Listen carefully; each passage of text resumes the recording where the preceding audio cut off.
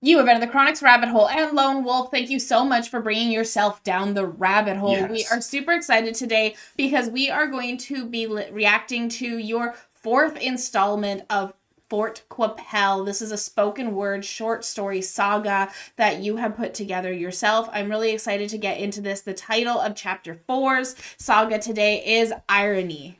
Yeah, absolutely. In the first 3 chapters, which we have reacted to, so definitely go check them out so you can understand the story with better context. The first one was the fog. Then we did the second one being the window, and then we just did secrets. So now we're going into irony, and I'm really excited to see what Lone Wolf has for a write up so we get the even better context before jumping right in here.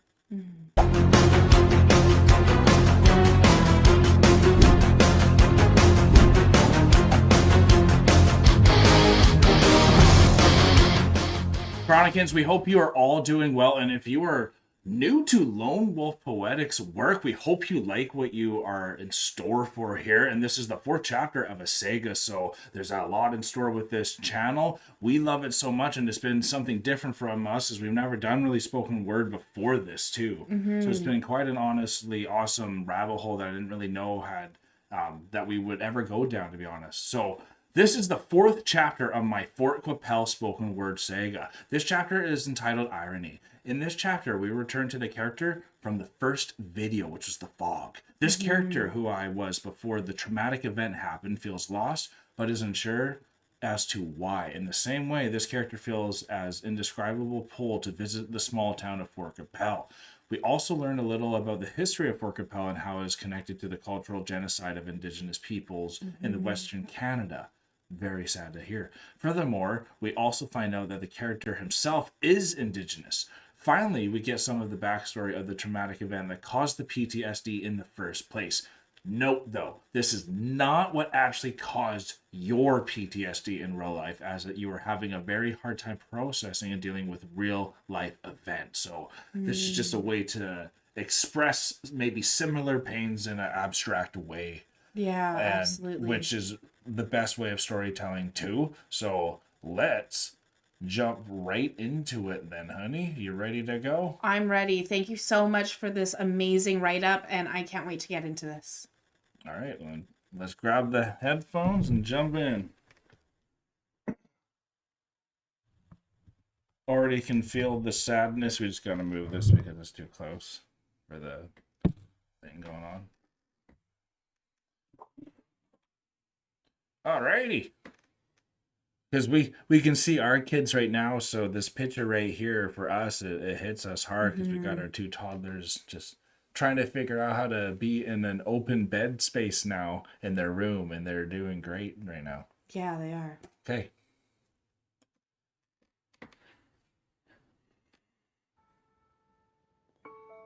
I need to know the answer to who calls. I can't really explain why, but it has to do with being lost. I know that much. I have to find myself again. If I'm being honest, I don't even know where to start looking. There is no real reason why I've decided to go to Fort Qu'Apelle. Nostalgia. No real reason at all, other than the reputation it has for being the place where people go to be found when they're lost. It's ironic, really, driving to Fort Qu'Apelle in hopes of being found in a town where so many lives were lost.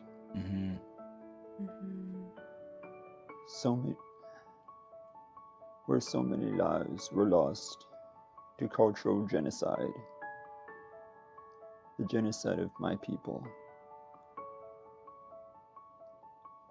the abolishment of indigenous culture, where the goal was to kill the Indian.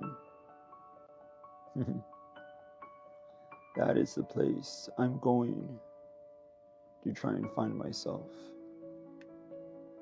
How ironic, eh? Yeah. I suppose I should try and explain what happened to me. Why I lost myself in the first place. You see,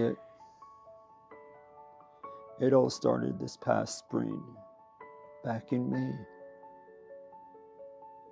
I was on my way home from an early morning run.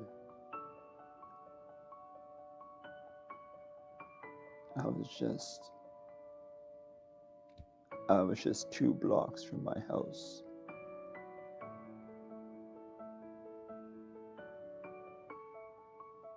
When I saw it happen, the light turned red. The crosswalk light came on. 1, 2, 3 strides I took.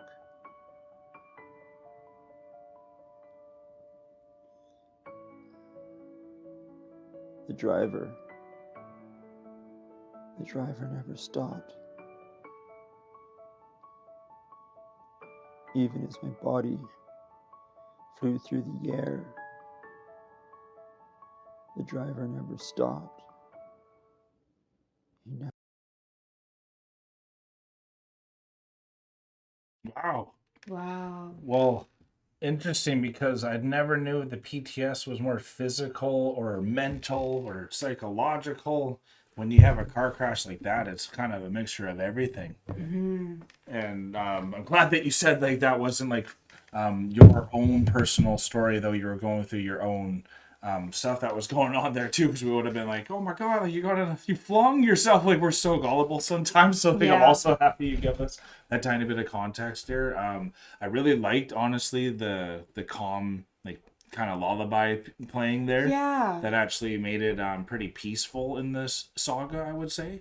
It really like lulled you into a state of almost serenity where you weren't thinking that it was going to go the way that it went. Yeah. One second, y'all. Lay down, please.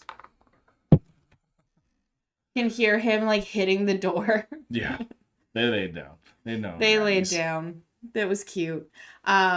But like it lulls you into a piece of serenity because you, with the way that the lullaby music is going, you don't think it's going to end the way that it does it, because it does end abruptly. Yeah. Right? I also thought there was going to be more told, but then when it talks about the PTSD, the thing that he was spiraling on was that the driver never stopped regardless. It was the hit and run. Yeah, yeah. Right? So like no care, could have been drunk. No care, could have been drunk, could have been, just trying to find yourself in a place like that and you get hit. Yeah. Like, could you imagine getting damaged when you're trying to find yourself in a place like that too? Oh man, because you're already in such a state of mind to like take you back to culturally, a place, culturally, as your people too, and then you can feel that injustice, especially if it was one of your own people doing it to you too there as well.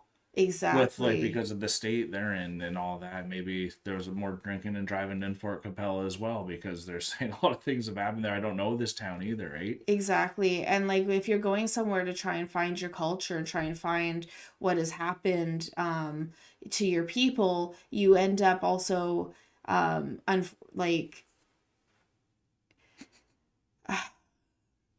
you can end up in a place where you don't necessarily want to be. I'm trying to find the right words to put it, because like I know when I was trying to find like my family history, my mom was adopted, her grandparents were adopted, things like that. Completely different scenario, but you can find, when you start going down that rabbit hole of trying to find your past and your histories, you can find yourself in a place that you don't necessarily want to be. Yeah. And like that kind of feels like, I think that was a line he had even. And I think that was even a line that he had, because he never thought he would end up in Fort Qu'Apelle, a place where a genocide of his people had taken place. You don't necessarily want to have to go back to those types of bloodstained grounds and things like that. Something about a graveyard still in that type of a sense is calming sometimes. Absolutely. At least being able to see the gravestones. Absolutely. And yet it can also be very calming, like you're saying, and can feel kind of welcoming, like, because history of itself, when you step into a place that has a history, you feel it. There's an aura about it. and those places like draw respect. people to them. There's a respect Yeah. about it of what had taken place there. It's a place I definitely want to see now. And it's a place that I definitely want to see, because like I haven't really heard about Fort Qu'Apelle. It's not a place that we had really learned about over here within our histories. And so it's definitely somewhere that I want to go check out, and I want to know the history of it. Now I'm feeling drawn to it because of what has taken place and the history that happened there, and wanting to know and learn about it, because it was something that feels hidden. It's something that feels like a secret. And so like when you're drawn to a place like that, and then to be injured in that place, and like you're saying, it could have even been by one of your own, Another Indigenous, right? Someone else from the Indigenous community. It could have been someone just random. It could have been anything. But then when you're drawn to that kind of a place, and then an injustice happens to you, it almost can feel like a curse in a way. Of course. A curse of the place or the land. So it's like... That's exactly what I was thinking as well. Yeah. And really well portrayed here too. And it was very well portrayed. And having the kids there kind of as the lingering image after he then went into speaking so well. I really liked the pace on this one too, and you could feel this one really felt, even though it wasn't fully personal, like you felt every word was true on this one. Absolutely. And I liked how clear you came out. I felt that the actual production quality of this one was a lot higher than some of the ones we had listened to in the past. Yeah. They had really good music behind it. It was very clear, very well enunciated throughout with everything. So like everything was very easy to like absorb and like just take in. So it was the one that I think you like really hit a new stride with this one. I agree. So can't wait to see chapter 5. Hopefully you guys are excited after seeing our reaction to this as well. Please hit the like button if you did have a good time with us. Go to Lone Wolf Poetics channel and hit the subscribe if you did enjoy the content as well too. Comment down below what you thought about the storytelling, and hit the subscribe button if you are not a Chronican yet. And if you want to be like Lone Wolf Poetics and have your own song or any artist or band or any video you want us to react to, we do have Patreon free trials where you can check it out and see what you want us to react to. But we are now exiting the rabbit hole, folks. Thank you so much, everyone, for being here with us. And thank you, Lone Wolf Poetics, for bringing chapter 4 down the rabbit hole. This was really exciting. I really enjoyed this one, and it makes us really want to like dive deeper into the histories and into like the Indigenous histories of Canada itself, and like even with Fort Qu'Apelle, because it's a place again that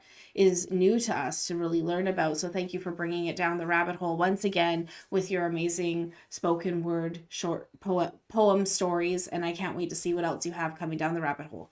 Peace and love, everyone. God bless y'all. Take care, and bye for now.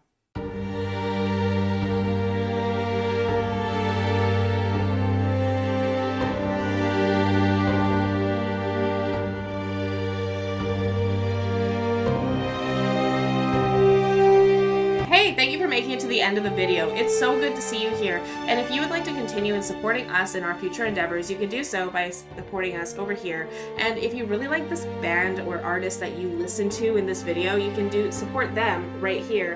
And we think you might like this video right here. So remember to click it and continue on your trip down the rabbit hole. Thank you so much, Chronicans. Thank you so much. Peace and love.